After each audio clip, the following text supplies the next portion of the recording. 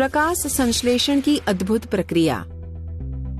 प्रकृति को ध्यान से देखना हमारी इंद्रियों के लिए एक सुखद एहसास है। हम सभी पौधों के रंग और सुगंध का आनंद लेते हैं, लेकिन उनके महत्वपूर्ण योगदान के बारे में भूल जाते हैं। पौधे पृथ्वी पर जीवन की परम आवश्यकता है। ऐसा प्रकाश संश्लेषण की प्रक्रिया के कारण है। पौधे को ध्यान से देखने पर पता चलता है कि यह जड़ों की सहायता से मृदा में मजबूती से स्थापित हैं। ये जड़ें मृदा से जल अवशोषित करती है और बहुत छोटी नलिकाओं के माध्यम से इसे तने तक और बाद में पत्तियों तक पहुंचाती है।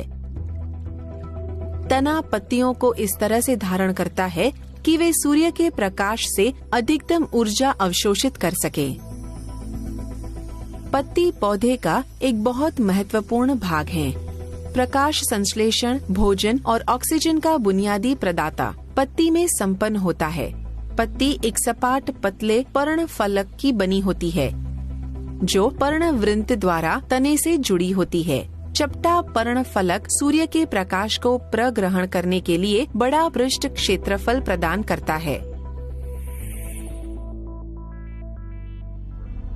पत्ती की अनुप्रस्थ काट कोशिकाओं की ऊपरी एवं निचली परतों को दर्शाती है, जो सपाट और अनियमित होती हैं। ऊपरी परत के नीचे आपस में कसकर बंधी कोशिकाओं की परत होती है। इन कोशिकाओं में हरित लवक कहलाने वाले विशेष कोशिकांग होते हैं। हरित लवक में क्लोरोफिल वणक होता है, जो पत्ती को हरा रंग प्रदान करते हैं। अगली परत में बड़े आकाश क्षेत्रों वाली शिथिल रूप से व्यवस्थित कोशिकाएं होती है। अनुप्रस्थ काट नलिकाओं को भी दर्शाती है, जो पत्तियों में अवशोषित जल का परिवहन करने के लिए विशिष्ट है। निचली परत में अनेक छिद्र होते हैं, जो रंध्र कहलाते हैं। प्रत्येक रंध्र 2 रक्षक कोशिकाओं से घिरा होता है, जो रंध्रों के खुलने और बंद होने को नियंत्रित करती है।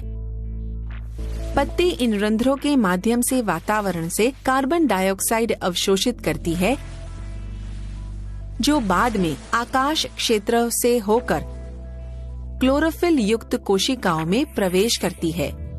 इसे अंत में हरित लवक में अवशोषित कर लिया जाता है। जल और कार्बन डाइऑक्साइड अणु दोनों अंत में हरित लवक द्वारा अवशोषित कर लिए जाते हैं। इन हरित लवकों में सूर्य के प्रकाश से ऊर्जा प्रग्रहण करने की क्षमता भी होती है और इस ऊर्जा का उपयोग कार्बन डाइऑक्साइड एवं जल से ग्लूकोज तथा ऑक्सीजन संश्लेषित करने के लिए किया जाता है। ये ऑक्सीजन और ग्लूकोज अणु हरित लवक के बाहर विसरित हो जाते हैं। पौधे की वृद्धि में सहायता करने के लिए ग्लूकोज पौधे के सभी भागों में दूसरी विशिष्ट नलिकाओं द्वारा ले जाया जाता है। इन आकाश क्षेत्रों में उपस्थित ऑक्सीजन रंध्रों द्वारा बाहर विसरित हो जाती है।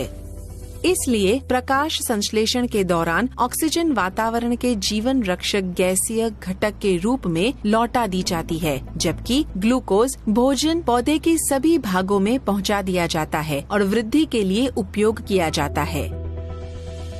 संक्षेप में, हरे पौधे अपने भोजन को प्रकाश संश्लेषण की प्रक्रिया द्वारा स्वयं तैयार कर सकते हैं।